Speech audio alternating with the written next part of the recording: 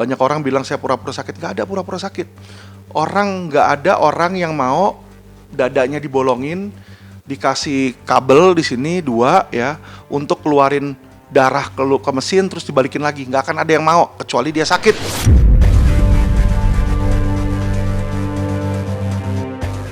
Jadi sebenarnya saya juga ya ikhlas aja kalau dipanggil Tuhan. Kenapa? Karena setiap hari itu sakit, kangenin sakit juga nggak enak. Gitu.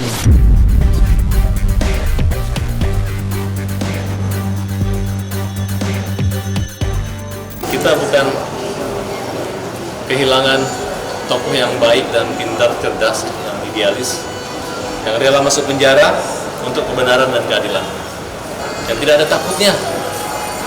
Dan dia adalah bensin saya, semangat saya, napas daripada perjuangan komunitas.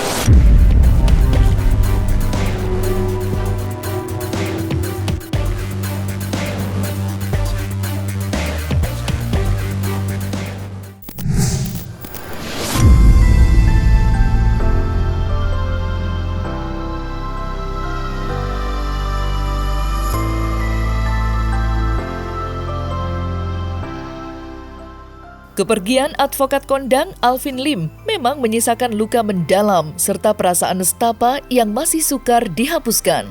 Bagaimana tidak, memasuki tahun 2025 ini, mendiang Alvin Lim yang memperjuangkan hidupnya dari penyakit gagal ginjal sejatinya masih menyimpan berjuta harapan indah.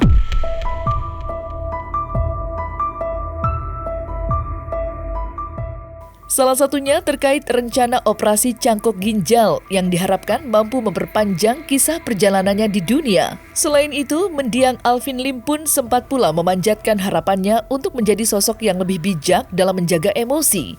Mengingat di akhir hayatnya, mendiang Alvin Lim memang dikenal sebagai sosok yang berapi-api setiap kali mengutarakan komentar.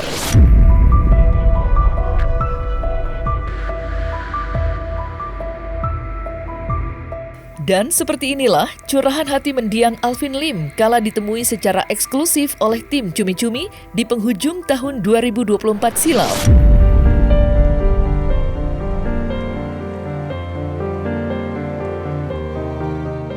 Jadi itu kado yang paling besar ya, yang seseorang pernah berikan ke saya adalah memperpanjang hidup ya, karena mungkin orang nggak sadar, mereka bilang, oh cuci darah bisa hidup lama, bisa ini ya, tergantung orangnya, kuat atau nggak badannya ya. Sedangkan saya ini baru tahun kedua aja, kaki saya udah susah bergerak ini. Kalau dilihat nih teman-teman, lihat di sini bengkak ya, dan di sini kalau kena tekan nih nggak balik lagi tuh, di sini ininya juga nih ya, ini endema ini, apa namanya, edem tuh. Jadi dan banyak, bukan cuma ini aja. Kayak contoh semalam mencret-mencret, sehingga saya nggak bisa tidur panjang. Kalau orang kan bisa sehat, kenapa? Dia tidur 8 jam, 7 jam, 6 jam. Saya nggak, 3 jam udah bangun. Kalau udah bangun udah nggak bisa langsung tidur lagi, ya kan? Ngapa-ngapain dulu sejam 2 jam baru tidur. Ntar 3 jam kebangun lagi di situ ya. Jadi banyak gangguan-gangguan kesehatan lah. Dari diabetes, hipertensi, asam urat di situ ya, HB saya turun. Jadi banyak sekali gangguan kesehatan yang membuat saya ini agak sulit untuk beraktivitas. Jadi banyak sekali gangguan kesehatan yang membuat saya ini agak sulit untuk beraktivitas.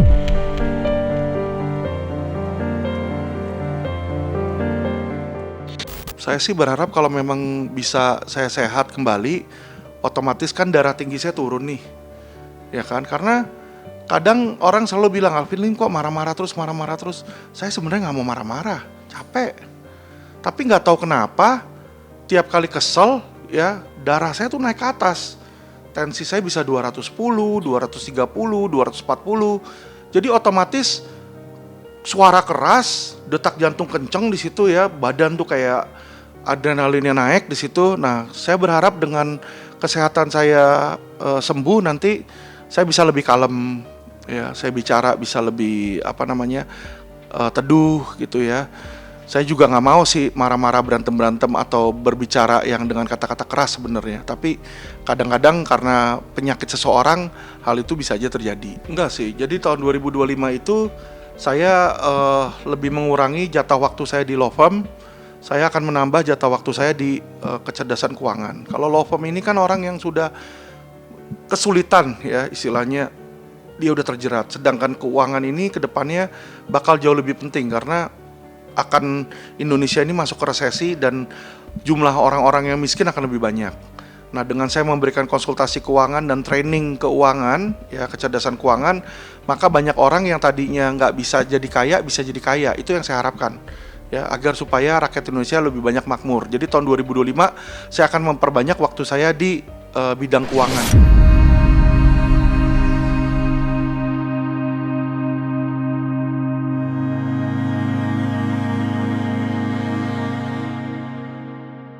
Namun sayang, kenyataan tidaklah sesuai dengan apa yang diharapkan.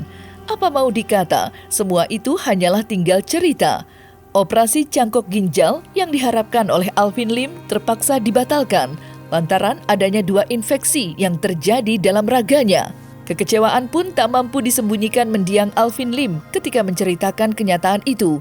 Sampai-sampai ia menuturkan kalimat yang begitu menyayat hati, di mana Alvin Lim mengaku dirinya siap untuk dipanggil kembali ke pangkuan Tuhan.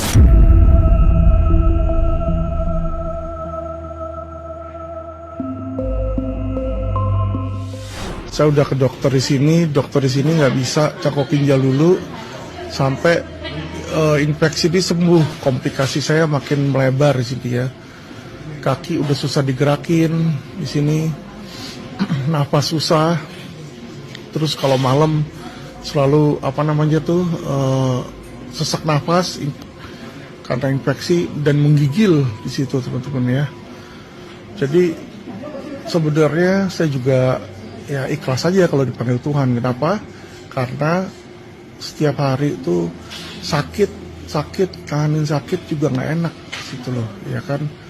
Cuma nggak tahu kenapa mungkin banyak yang berdoa agar saya tuh hidup. Itu katanya banyak yang butuh saya dan lain-lain di situ ya.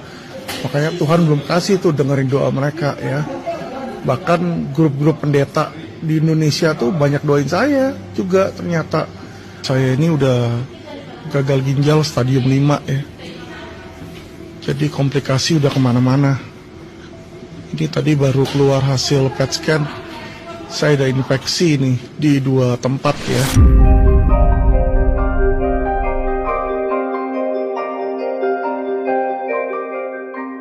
Sementara itu, walaupun dikenal luas sebagai advokat kontroversial, mendiang Alvin Lim nyatanya dikenal pula sebagai sosok pemberani.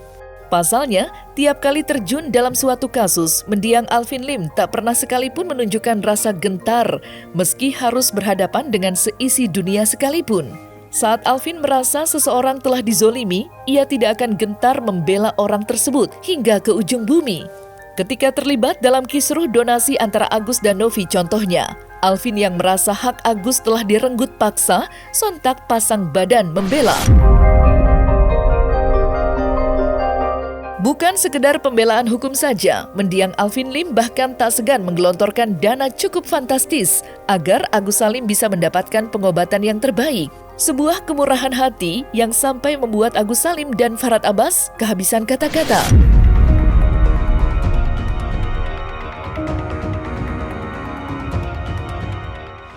Bang Alvin ini menyiapkan fasilitas bersama dengan Yayasan Bunda Suci.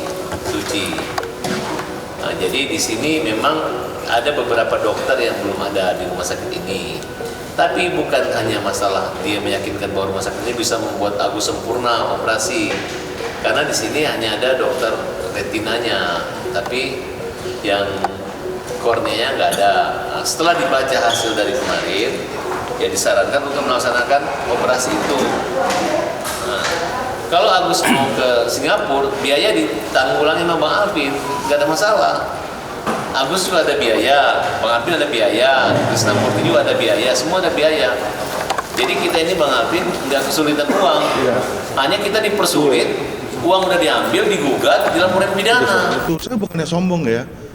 Saya kalau telepon salah satu 9 Naga aja, saya minta 1 miliar untuk donasin ke orang, dia pasti kasih. Karena saya kasih tahu teman-teman, belum lama ya, saya baru mangap dikit, 1 orang udah kasih 1 miliar, 1 orang udah kasih 0,5 miliar, 1,5 M untuk hal lain ya. Jadi untuk saya untuk mencari donasi itu mudah, tapi bukan itu masalahnya, ya kan? Masalahnya di sini adalah bagaimana kita membantu Agus masalah yang ada untuk supaya hilang. Itu loh. Bukan masalah donasi. Donasi mah menurut saya itu hal sepele. Alhamdulillah senang banget. Sekali lagi aku ucapkan terima kasih Pak Alvin. Semoga Allah yang balas kebaikan Pak Alvin. Bukan pengen berharap. Ini bicara tentang yuridis, ya. Ini orang dibodoh-bodohin, dibully-buliin, dimain-mainin, dikerjain. Jadi dulu dibujuk-bujuk bahwa ayolah uang simpan di sini. Kalau enggak, gua viralin. Kalau enggak, gua laporin ke Dinsos. Akhirnya dia merasa terpaksa. Nah, muncullah 2 LP terhadap Nopi maupun terhadap Gary. Nah, kemudian memang butuh uang untuk pengobatan. Kenapa ada Krisna? Kenapa ada Bang Alvin? Ya karena mau pakai uang mana? Ya kan? Mau pakai uang mana gitu. Karena mereka membuat opini seolah-olah uangnya ada untuk membuat bahkan 2 kali konser perdamaian. Uangnya akan diserahkan ke Alvin. Tidak jadi, kayak main-main kayak gini. Orang udah nggak jadi makan. Itu yang terjadi Bang Alvin. Nah, tapi kalian harus berpikir positif. Bukan berarti mengikhlaskan, karena ini mereka udah ngelaporin Agus polisi, sudah gugat perdata, tapi pahlawan kita Bang Alvin mengatakan jalan terus. Mau dia simpan 100 tahun itu uang juga, tetap tidak ada yang bisa menghalangi Agus untuk berobat. Besok mau ke Singapura, mau ke Amerika, silahkan, sudah siap duitnya, nggak ada masalah. Dan Jadi Agus jangan takut karena orang buta tidak bisa dipidana, Gus. Ya, nggak bisa dipidana. Emangnya di rumah sakit, di penjara nanti ada yang ngurusin, cebokin apa segala macam. Nggak bisa dipidana, jadi goblok mereka itu. Secara hukum mereka nggak tahu.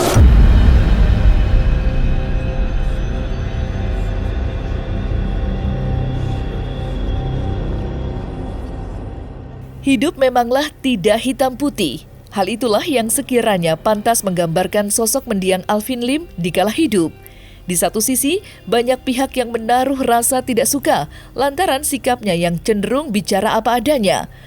Namun di sisi lain, tidak sedikit pula yang memandang mendiang Alvin Lim sebagai sosok pahlawan yang memberikan pertolongan di masa-masa penuh kesulitan. Mengingat Alvin Lim memang pribadi yang dermawan dan gemar memberi terhadap sesama. Di penghujung hayatnya saja, Alvin sempat merogoh kocek dalam-dalam untuk beramal bersama John LBF dalam program pembangunan rumah ibadah. Lantas, seperti apa penjelasan John LBF terkait kegiatan amalnya bersama Alvin Lim beberapa waktu yang lalu tersebut? Serta bagaimanakah pula bentuk kebaikan sosok Alvin Lim berdasarkan pandangan rekannya, Farhad Abbas?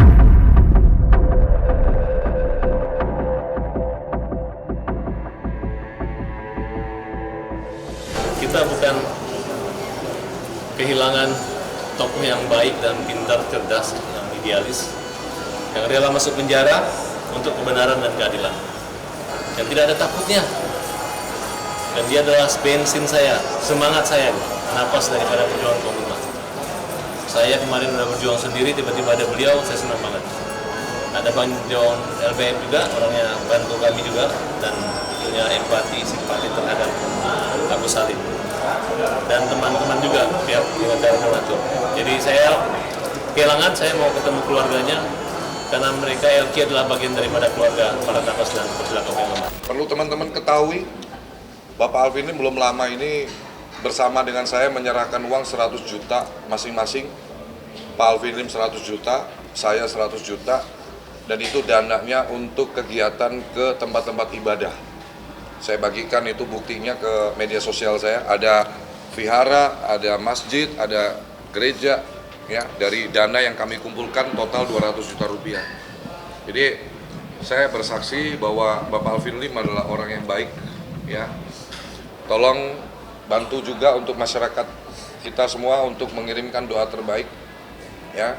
Insya Allah Pak Alvin Lim meninggal dalam keadaan husnul khotimah, dan ayo kita beri support untuk keluarga dari Pak Alvin Lim, adik Kate, istri, ya. Semoga diberi kesehatan, ketabahan, kesabaran, keikhlasan dalam menerima takdir Allah ini. Kita semua hanya tunggu giliran. Hari ini gilirannya Pak Alvin Lim menghadap Tuhan, menghadap Allah. Nanti semuanya menunggu giliran. Jadi pesan saya, berbuat baik, taburkan halal baik, tinggalkan karma baik untuk anak keturunan kita. Jadi saya melihat dari sosok seorang Arvin Lim adalah seorang yang pemberani, yang konsisten. Banyak orang yang bilang dia nekat, dia ngomong A, B, C keras tanpa tedeng aling-aling.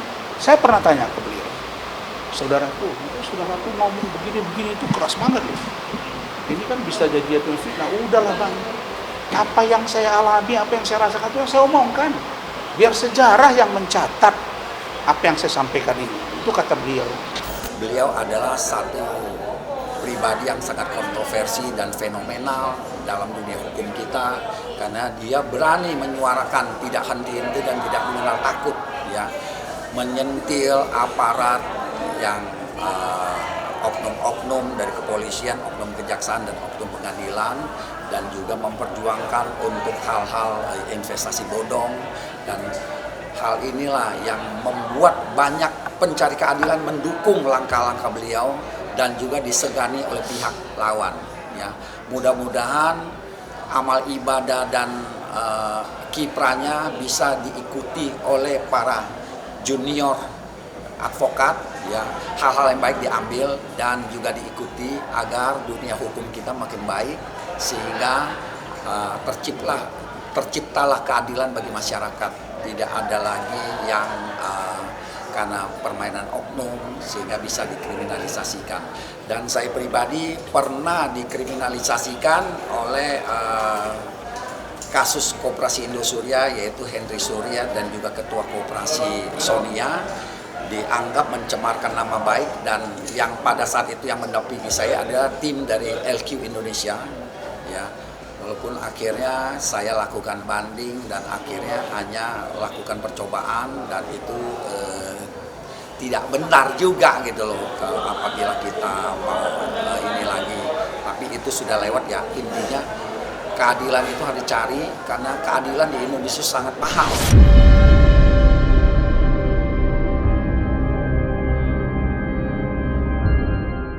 Segenap tim redaksi cumi-cumi.com mengucapkan selamat jalan Alvin Lim.